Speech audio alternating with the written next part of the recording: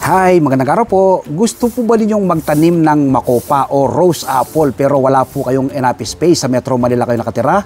Sa mga pasupo o timba ay pwede po kayong magtanim ng makopa o rose apple tulad po ng aking ginagawang pagtatanim. Ito po ng aking tanim na rose apple. Tuloy-tuloy po yung kanyang pagbubunga, no? Yan po, mayroon na siyang ready to harvest na bunga. Yan po, kanyang ready to harvest na bunga. Nakatanim lang po yan sa paso. Tapos marami na naman po siyang panibagong bunga na nakalabas. Yun po, makikita nyo po ito, mga bunga na naman po panibago yan. Yan, no? Panibagong bunga na naman po yung kanyang nakalabas. Ano? Continuous fruiting po siya. No? Ang rose apple po o makopa ay itinatanim siya through seeds. Ano?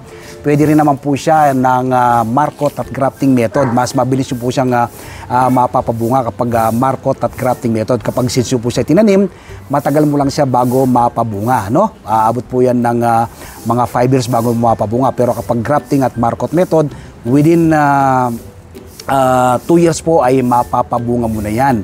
No? Simpleng alagaan at patubuin po ang makopa. Kapag naitanim mo na siya, alos hindi mo na siya inaalagaan, titingnan mo lamang, didiligan, maglalagay ng panibagong pataba tulad ng vermicast na aking ginagamit. Napakarami pong taglay na iba't ibang health benefits sa ating katawan ng makopa.